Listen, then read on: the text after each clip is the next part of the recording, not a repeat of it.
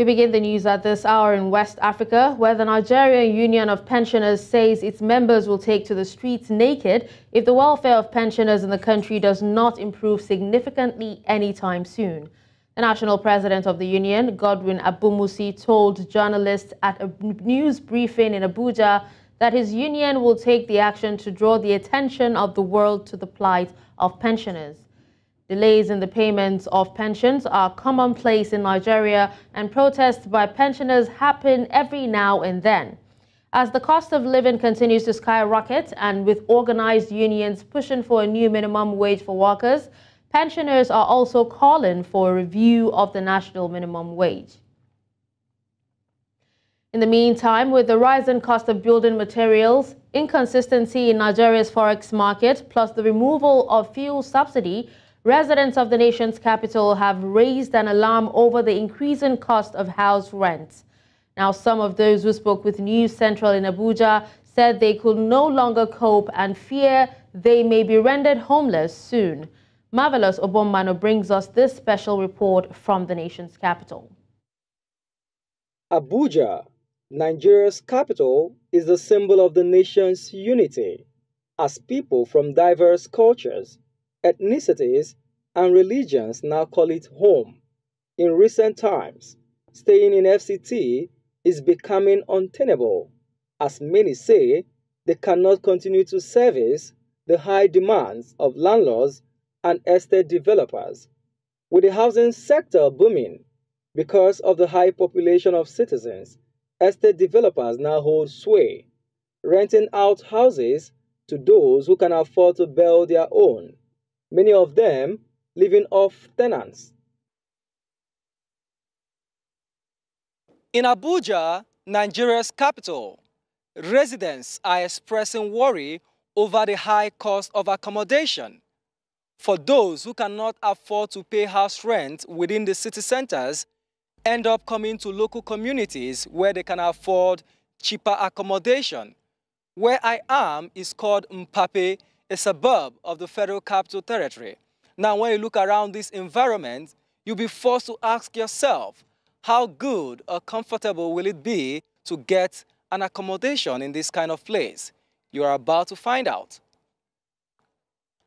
This place is the most horrible place a man can live, in terms of dumping of refuse and also in terms of sanitation, because the gutters are just close to your doorsteps if you are living in Face Me and Face You.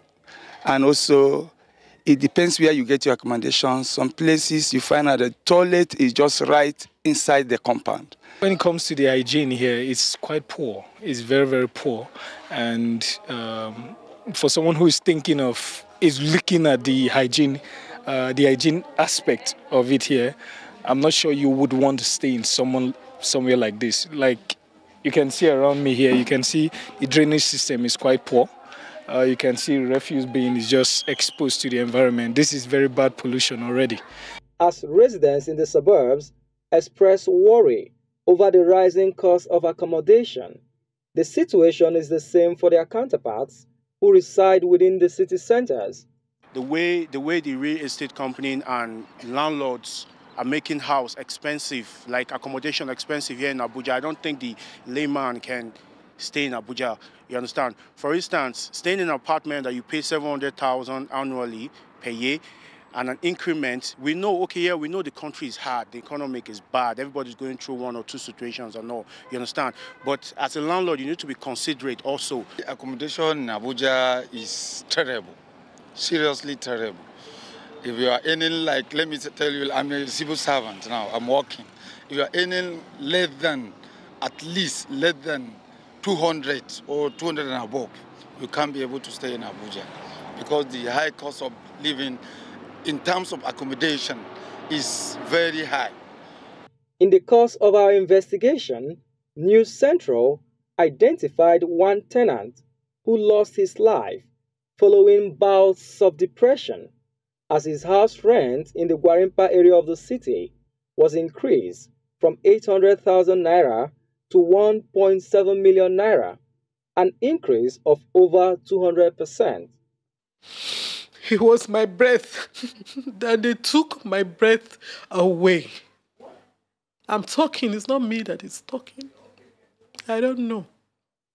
I don't know. We just woke up one morning and we saw letters pasted on our doors, you know, for those that weren't around.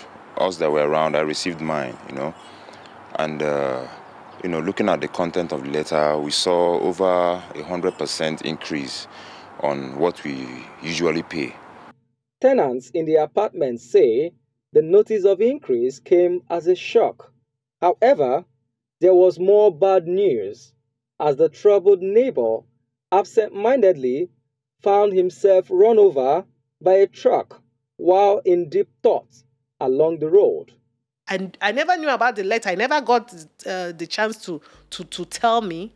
So when I got to his house, that is where I am right now, that was when his co-neighbors now brought out a letter. All of them, there were like 7, 8 of them, brought his own letter to me and said, "Mommy, this was what Tokwe got this morning that made him absent-minded." I said, "What?" I now read it. I saw the content of the letter. Very disturbing, very highly professional. We usually do this stuff, like we write tenancy agreements and we give to people. So we usually include a rent review clause in the event the landlord intends to increase the rent. So I read the notice. To say the least, it is very oppressive. How can you increase the rent from 800,000 to 1,700,000? It is illogical. The mother of the deceased said she has tried to reach out to the landlord and the lawyer who served the notice, but they have refused to grant her audience. Many residents will be hoping that something is done as quick as possible to arrest the exploitation of tenants by landlords in the federal capital. In Abuja for News Central, Marvelous Obomanu. Now to security matters. The General Officer commanding 3 Armored Division of the Nigerian Army and Commander Operation Safe Haven, Major General Abdusalam Abubakar, has reassured renewed vigor of the military in combating security challenges in Plateau State. Major General Abdusalam Abubakar was speaking during the 2023 West African Social Activities of the Nigerian Army at the Rhino Sports Pavilion, Rukuba Barracks. Chizoba Anyongwe was there for News Central and now completes the story.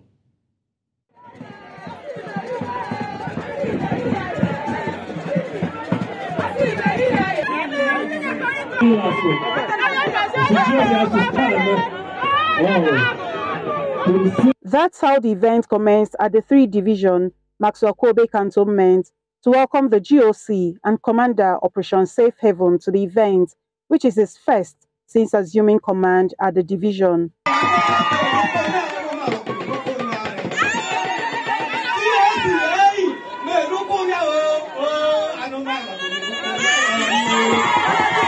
Wasa, as commonly called, is an annual event of the Nigerian military, which dates back to the pre-independence era to honor cultural heritage and create a more cordial relationship among personnel, family and friends for improved productivity. This is aimed at promoting comradeship to deepen esprit de corps, strengthen unity amongst personnel, as well as promote civil-military relations and showcase the beautiful cultural heritage of the barracks community.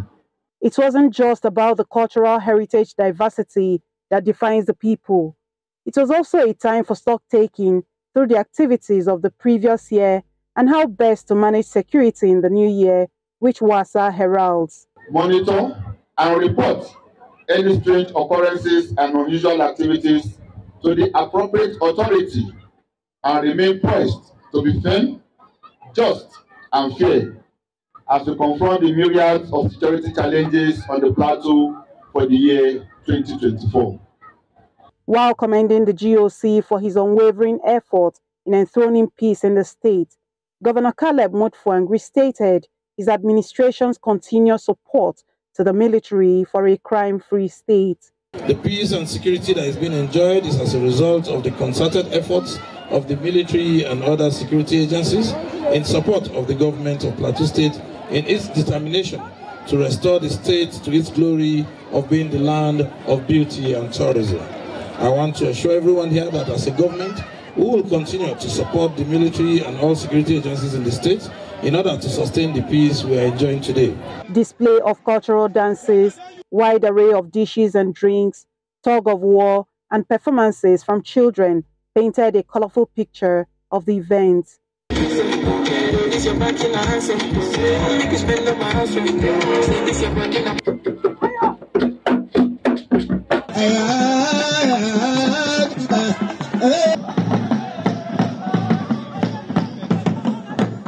Awards were also presented to personnel for distinguishing themselves in works of excellence.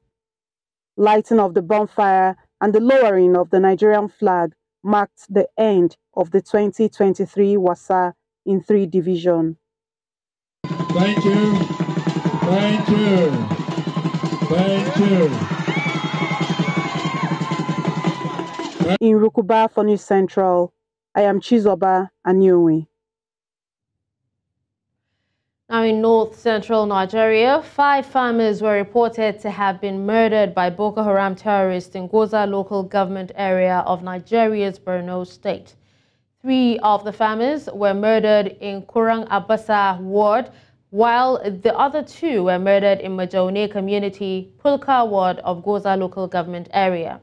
Other farmers who sustained injuries while escaping the incidents have since been referred to State Specialist Hospital in Maiduguri for treatment.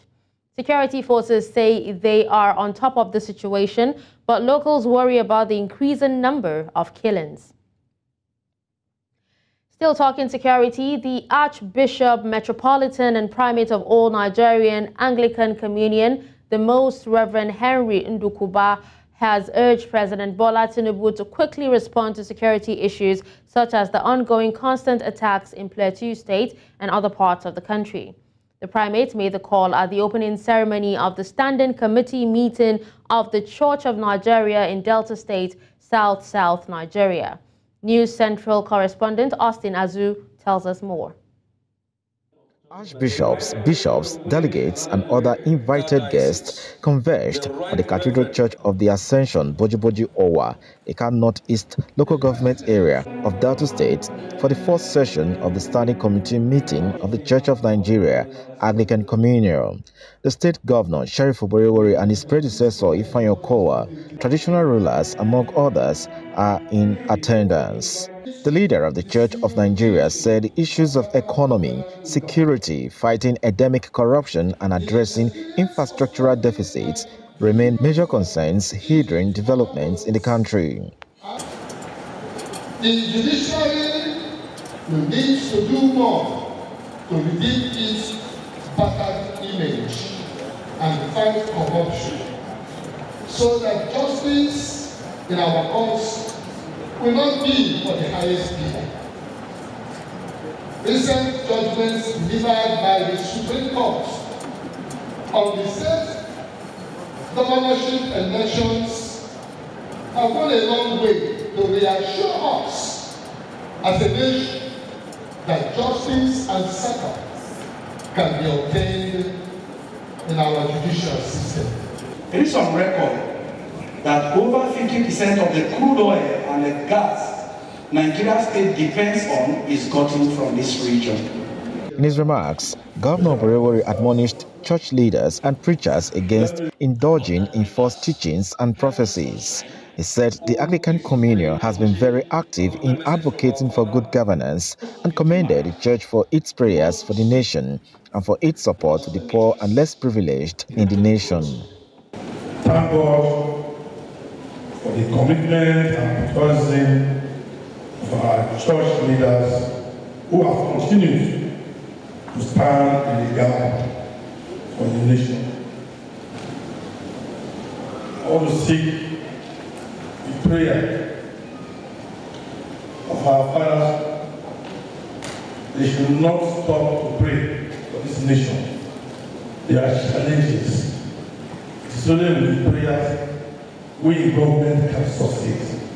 The Standing Committee meeting is an arm of the General Synod of the Church of Nigeria, which is the highest decision-making body of the Church. The Synod holds once every 3 years. The Standing Committee meeting holds twice per annum to take decisions on critical issues that require attention before the General Synod. In Asaba for News Central, I'm Austin Azu. That's a very sad story where we understand that the CEO of Access Holdings, Herbert Wigwe, has died. Herbert Wigwe met his untimely death when the chopper he was traveling in crashed, killing everyone on board. Unconfirmed reports say he was in the company of his wife and son. Sources said the chopper was headed to Las Vegas when it crashed near a border city between Nevada and California on Friday night. The U.S. government has confirmed the incident, stating that no one survived. Let's now tell you what we know about the man, Herbert Wigwe. He started his professional career with Coopers & Lybrand Associates, an international firm of chartered accountants. He spent over 10 years at Guarantee Trust Bank PLC, where he managed several portfolios, including financial institutions, large corporates, and multinationals. He left Guarantee Trust Bank as an executive director to co-lead the transformation of Access Bank PLC in March 2002 as deputy managing director. Appointed group managing director CEO effective January 1st, 2014 and served in that capacity until May 2022.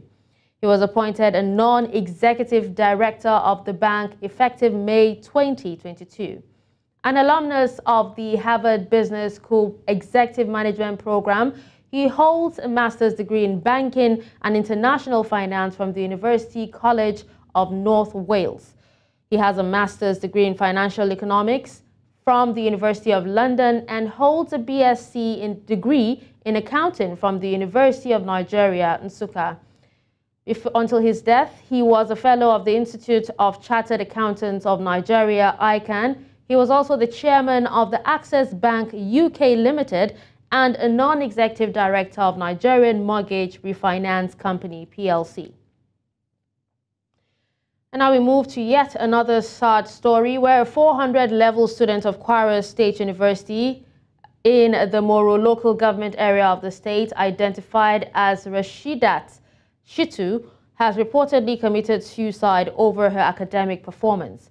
Now, according to her colleagues, the deceased committed suicide ahead of her upcoming exams by ingesting insecticide. Rashidat's colleagues said she was having issues with her academic status in school and later informed her colleagues that she started feeling the pain after she had ingested the insecticide. She too is said to have been pronounced dead on arrival at the University of Ilorin Teaching Hospital, where she was rushed to for treatment. It was reliably gathered that she was first taken to the school clinic before she was later referred to the teaching hospital to save her life. Thank you for staying with us. Nigeria's commission saddled with developing the nation's Niger Delta region says that it has commenced a new initiative known as the Project Hope, expected to empower youths in the region, making them globally competitive in the tech and IT sector in a bid to reduce unemployment in the region. Now, this is during a board and management retreat holding in Ikot-Ekpene, Akwa Ibom State, with the theme Renewed Hope, a New Era for Vitality, Peace and Development. The retreat also aims at developing a blueprint to achieve key deliverables mandated from President Bola Tinubu's Renewed Hope agenda. Amading Uyi has the report. The Renewed Hope retreat for members of the board, management, and senior officials of the Niger Delta Development Commission. In attendance were past board members, past chairpersons of the commission, the Minister of Niger Delta Affairs, lawmakers from Nigeria's Senate and House of Representatives, development partners, and experts. The objective of this retreat, which you agree is very timely, is to further align the board and management of the Commission with Mr. President's Renewed Hope agenda. The objective is replicated in the theme of the retreat, renewed hope, an era of vitality, peace, and sustainable development. For all of us here present, it is a veritable opportunity to examine some of the factors that have militated against the collective and efficient operations of the Commission in the last few years. While the Commission highlighted several successes achieved since its establishment via an Act of Parliament, several key partners, however, say much can still be achieved through planning and a new way of doing things. In the past 24 years, NDDC have completed about 7,483 projects. Out of these completed projects, 3,357 are roads and bridges, while 611 are renewable energy projects. 3,427 projects are still ongoing.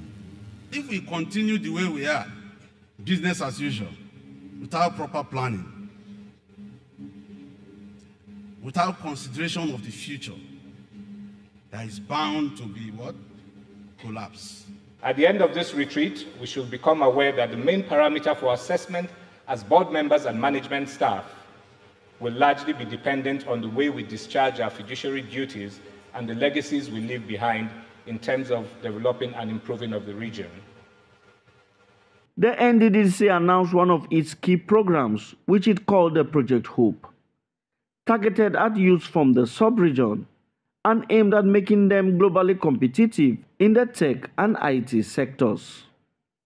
The Minister of the Niger Delta Development also called on the management and board to ensure that a new era of transparency and accountability aimed at meeting key deliverables set by President Bola Tinubu is achieved. The Project Hope means holistic opportunity for programs and engagement. Now, trying to bring all programs and engagement under one platform. We are looking at ways of engaging our youth. So first thing first, Project Hope is registering youths in the Niger Delta online for us to have a database of the youths in the Niger Delta. Because without data, you cannot plan.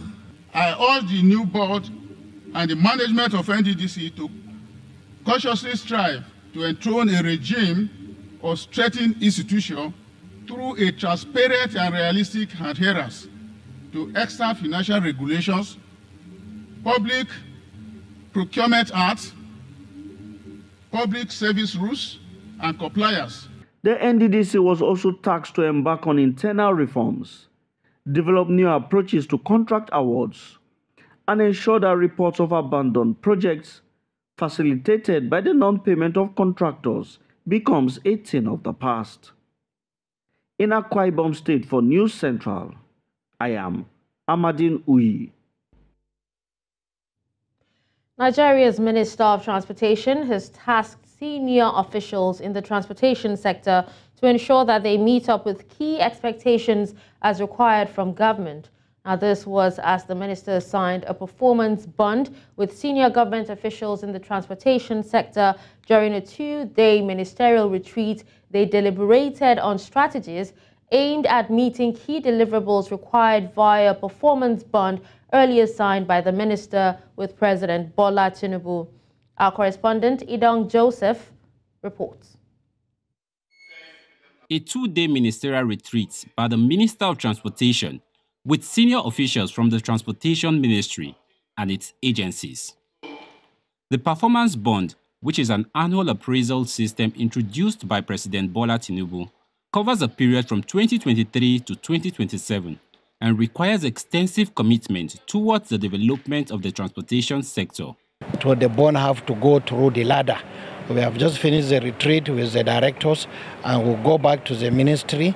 They will go with the cascading up to unit, up to the lowest level in the ministry, so that to ensure we uphold the bond we have signed with Mr. President. The minister reiterated his commitment to deliver on the ministerial mandate as captured in the bond signed with the president and urged other officials to do the same.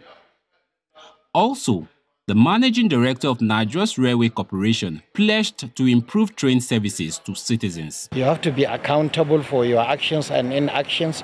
Leadership start from the top to bottom. Yesterday, Hakim Baba Ahmed was here. I'm sure most of you were there. In his contribution, he makes a lot of recommendations that it's not just about the ministry and the permanent secretary, it's about everybody in the ministry. We have to work as a family to ensure that it is a team, because it's just like a roof. One person cannot put on the roof. So all of us will be there to ensure that we have achieved the deliverables of Mr. President. What we do is to continue to ensure that what we are providing now, we provide it better and increase the number of trains we are going to run, and also extend it to where we stopped before. We are hoping within this quarter, Lagos to Kano narrow gauge will commence operation mostly on freight, and ultimately Port Harcourt to Aba will also commence. The signed bond aims at ensuring effective performance in the transportation sector. Nigerians will be hoping that this will translate into effective and efficient service delivery to citizens in the transportation sector. In Abuja for News Central, I am Idong Joseph. A total of 24 suspected drug traffickers and dealers have been arrested in major operations by operatives of the National Drug Law Enforcement Agency, leading to the seizure of over 7,609 kilograms of assorted illicit drugs in 8 states in Nigeria. Now, those arrested include a 42-year-old man taking thousands of concealed opioid pills to insurgents' enclave in the Banki area of Borno State, a 6-month pregnant lady, a mother of 3 children, and 3 other women. The bulk of the seizures were made in Nasarawa State, where NDLEA operatives acting on credible intelligence intercepted a truck conveying 367 jumbo bags of cannabis sativa weighing 4,037 kilograms from Akure, Ondo State, to be delivered at Shabu area of Lafia, the state capital. Now, 3 suspects, Shaibu Yahaya Liman, Monday Audu, and Linus Samuel, have been arrested in connection with the seizure. The following day, Monday, 5th February, operatives of Abuja, the Federal Capital Territory, arrested the duo of 23-year-old Jibrin Shaibu and 17-year-old Prosper Ini with 169 bags and 80 blocks of compressed cannabis sativa weighing 1,961.5 kilograms concealed in a truck.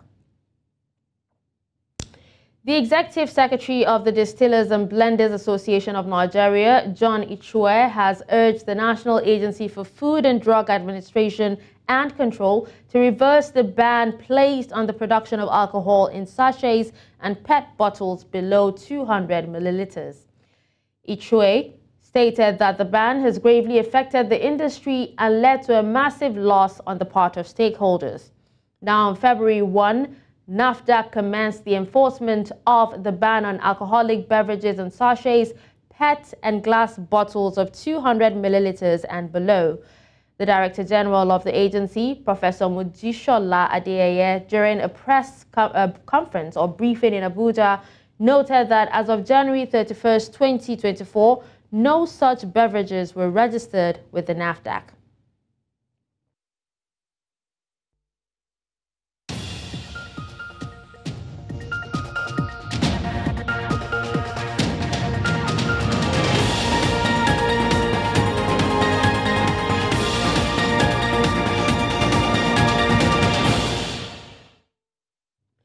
The news continues in West Africa, where a 19-year-old man died after clashes in Ziguinchor, the 3rd fatality in the unrest after Senegal's President Macky Sall postponed an election due this month. A hospital source and a local politician disclosed this on Sunday. The hospital source in the southern city said the teenager took a projectile to the head and died of his injuries in intensive care on Saturday evening. Coordinator of the opposition party, PASTEF in Ziguinchor, Abdou Sane, said he was hit in the head by a bullet. Following Senegal's President Macky Sall's announcement of the postponement of the presidential elections by several months, just weeks before the planned date of February 25th, other presidential candidates have lodged an appeal seeking the annulment of Sall's decree at the Supreme Court. Details in this report. It is no longer news that many Senegalese are unhappy with the postponement of February 25th elections, as they believe President Macky Sall, who has been in office since 2012, is trying to hold on to power.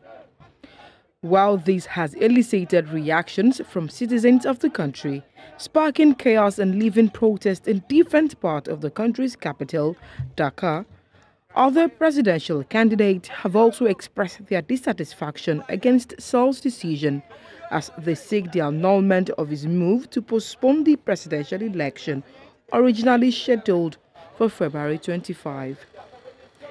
The coordinator of the collective of lawyers for the 14 presidential candidates emphasized the importance of the appeal, especially to the country's electoral body and process. De faire enregistrer par le greffe de la Cour suprême la requête aux fins d'annulation du décret qui a abrogé le décret qui convoquait le collège électoral.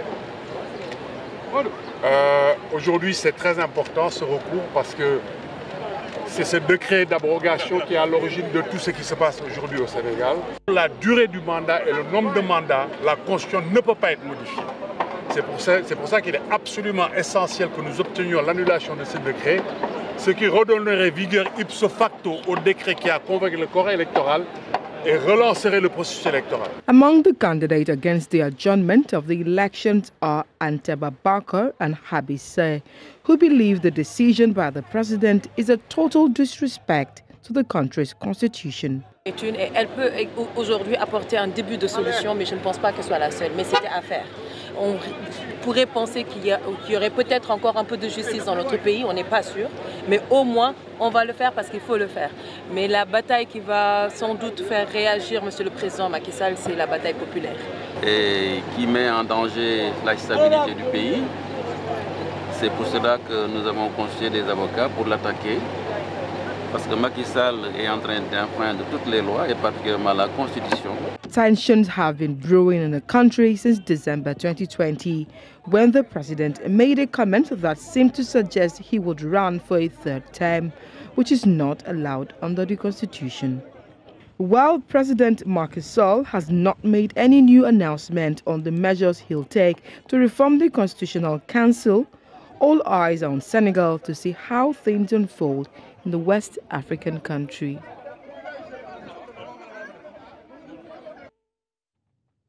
Now to the Rainbow Nation, thousands of economic freedom fighters supporters attended the party's manifesto launched ahead of the upcoming 2024 general elections. The party leader and commander-in-chief, Julius Malema, lashed at President Cyril Ramaphosa, leader of the ruling party, the African National Congress, saying that he was standing in the way of the country's transformation and hindering progress. He went further to say that South Africans must continue to seek peace for the people of Palestine. Some 27.5 million registered South Africans will vote for a new parliament, who will then vote in a new president. Now, the election is to be held on a date between May and August. And the only organization in South Africa that is 100% black and African owned. And no white man can claim this organization except black. We are fighting black people who are standing on our way, being black outside and white inside. Those are sellouts. Like Ramaphosa, when we fight him, we make no apology. We know that we are fighting an evil spirit of a white settler inside Ramaphosa. The people of Palestine are not against the Jewish nation. The people of Palestine do not want to kill Jewish women and children. The people of Palestine want their self-determination. If there is anyone who's killing innocent people. That's Netanyahu. He's a warlord, an international criminal, and he must be charged. Now in East Africa, Al-Qaeda-linked armed group Al-Shabaab has claimed responsibility for the attack on a training mission at a military base in the Somali capital, Mogadishu. Now, at least 5 people, including Somali military officials and a United Arab Emirates soldier, were killed in the attack on Saturday after a soldier opened fire at a military base in the capital, Mogadishu. The UAE's Defense Ministry, however, said 3 members of its armed forces and 1 Bahrainian officer were killed in a terrorist act in Somalia while they were training Somali armed forces. The ministry added that 2 more were injured. Israeli forces and Lebanon's powerful Hezbollah group, a Hamas ally, have traded near daily fire following the outbreak of war on October 7 between Israel and the Palestinian militant group in the Gaza Strip. Iran's Foreign Minister Amir Abdullahian, whose country backs a number of armed groups in the region, including Hezbollah and Palestinian factions, including Hamas, was on his 3rd visit to Beirut in over 4 months of hostilities. Lebanon's foreign minister had on Tuesday said France's top diplomat had warned officials in Beirut that Israel is threatening to wage war on Lebanon to return citizens displaced by cross-border fire.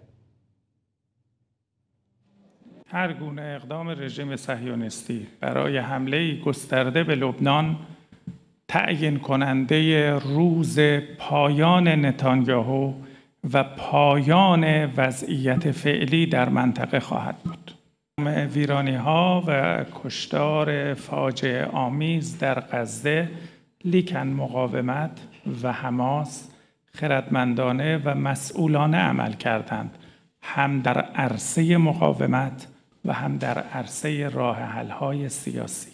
یکی از محورهای این پیام‌ها عمدتاً درخواست از ایران برای مطالبه ایران از حزب الله و عدم ورود گسترده و کامل حزب الله به جنگ علیه اسرائیل است. علیرغم علاقه‌مندی نتانیاهو و رژیم صهیونیستی به استمرار جنگ، اما برداشت‌ها حاکی از این هست که منطقه به سمت ثبات، امنیت و راه حل‌های سیاسی در حال حرکت است. این کاخ سفید است که باید انتخاب کند می‌خواهد گروگان اسرائیل باقی بماند یا بر راه حل سیاسی و توقف جنگ تمرکز کند. Now in the world of sports, Vice President Kashim Shettima will lead a federal government delegation to the 2023 African Cup of Nations, that's the AFCON final on Sunday, as the Super Eagles take on host Côte d'Ivoire in a bid for continental glory. A statement on Saturday from the Senior Special Assistant to the President on Media and Communications, Stanley Nwocha, noted that having represented President Bola Tinubu at the semi-finals last week, where Nigeria defeated South Africa, Shettima heads back to Abidjan for the title decider. Now, the Super Eagles of Nigeria beat Bafana Bafana of South Africa 4-2 in penalties to reach the AFCON final. Nigeria will compete for a chance to add a 4th AFCON trophy to their history since 2013, when they last won the cup. Now joining me on the news to discuss this is News Central's correspondent Favor Itwa, who is in Abidjan. Hello Favor, thank you so much for joining me at this time. All right, so if you can hear me, so you were at the final press conference and the final training session as well. Now, can you tell us if you think the Super Eagles are looking, good, or prepared for the finals and also sounding confident? Do you think so? Good afternoon to you, Dashin. First of all, yes, the Super Eagles did have their final training session at the École de la Police on Saturday evening with the complement of the full squad. I mean, the players also had, everything going for them. They had the best of players from Seydou Sanusi, who of course got back into the team. He's free and ready to go. Talking about Seydou Sanusi, who missed that game against South Africa. The players are optimistic, they are confident, and trust me, with the plethora of talent in the team, they're looking forward to go against the host nation. I mean, looking at Ahmed Musa and Kenneth Omero, who had won the trophy before now in 2013, they've been sort of course, motivation and, you know, a leader in the team that would, of course, push the boys forward to get the 4th title. So the confidence is there in the camp. The players are ready, and they are hoping to make write their name in gold, make money from CAF, and also make money from the federal government of Nigeria. So it's all for grabs for Nigerian side. All right, so but what about the local Ivorian populace now, considering the fact that their team lost to Nigeria earlier on in the tournament? Do you sense that the fans are confident or scared? Well, for the locals, I'll start with the football fans. Now, the football fans who are Ivorians, they're a bit scared. I mean, knowing fully well that Nigeria's side have considered, when you look at the number of goals they've considered so far, they've considered 2 goals going into the finals. And that means they have a very good defense. And considering the fact that they won Ivory Coast in the second game of the tournament, it's also something that they are looking at, you know, having to, you know, have that some sort of fear going into the game. But for the Ivorians who are not football fans, they just want to see, they're so sure that their team will win Nigeria. I mean, they are so optimistic. And they feel that they'll play a factor in getting Nigeria to succumb to them. Of course, talking about the 12th man on the field of play, the fans. Don't forget, the match will be played in a 60,000 capacity stadium. And that means Ivory Coast will be more than Nigerians in that field. So the locals are mixed in terms of they have mixed feelings to the game. Some are scared, some are optimistic. But it's not a total dominance from the Ivorians on the streets because they know what Nigeria can do. I haven't done that, you know, during the group stage. All right, so Favor, we actually hear that Vice President Shettima will be at the stadium. He was there during the semi-finals as well. Do you know if he will address the team before the game? And do you think, even if he decides to address the team, it will be a distraction or a motivation?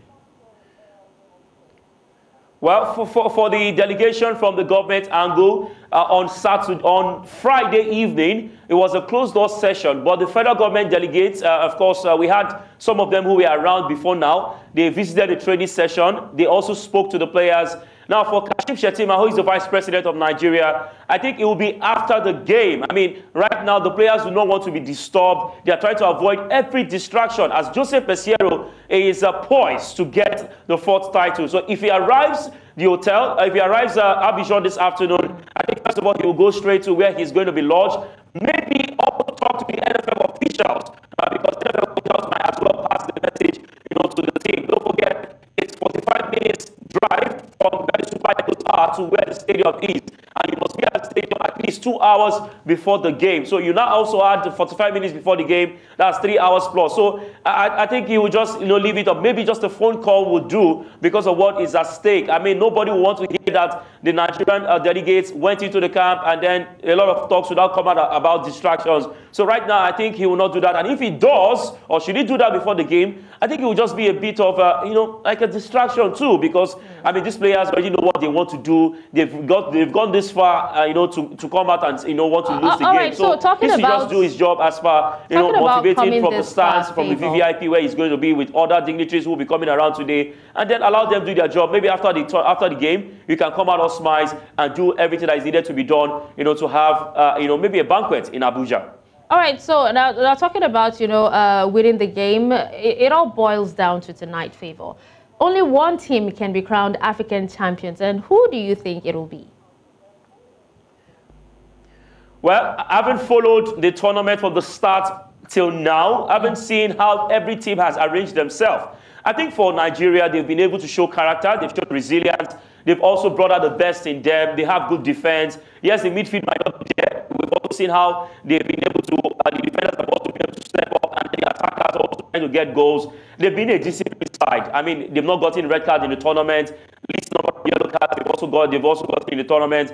And there's one thing working for them. There's a belief system going in that team that a lot of persons are not seeing. Everyone is playing as a unit. Then coming to the Ivory Coast side, the Ivory Coast side got another lifeline to get all the way to ensure that they reach this particular point. So they also know what is at stake. I think for Nigeria, they will just, you know, look at Ivory Coast as a team when you look at tactics, they don't really have that tactics, but they have the fans, they have the energy, they are physical on the day. I think with all these things, all this said, I think Nigeria should take the day, because when you're playing against Nigeria, you're playing against two sides. You're playing against Victor Osimhen and you're playing against Nigeria. And that is what Ivory Coast will be playing today when they take on the field at the Ebimpe Stadium. So I'm giving Nigeria to win this, not because of just I'm a Nigerian, but I'm looking at what they've done so far on paper and on the field of play. Yes, they have the mentality to go all the way and win this one. All right, Favor, thank you so much for joining me and speaking on this. And we cannot wait for the team to actually come back home with the trophy so that you yourself can come back and rest, because you're beginning to look like, you know, someone from Abuja. So, but it's all good. Do stay safe, okay? All right. All right, that's it at this hour. But before we go, let's take another look at some of our top stories. We told you that Nigerian pensioners have threatened to protest naked over poor welfare. We also told you that South Africa's EFF has launched its manifesto ahead of 2024 general elections. And finally, you heard that Al-Shabaab has claimed responsibility for attack on military base in Mogadishu. Send your eyewitness report to the WhatsApp number on the screen. Do you follow us on social media? We are at News Central TV. You can watch News Central live on DSTV channel 422, Star Times channel 274, Avo TV, and YouTube. Many thanks for watching. I'm Darshan Usman.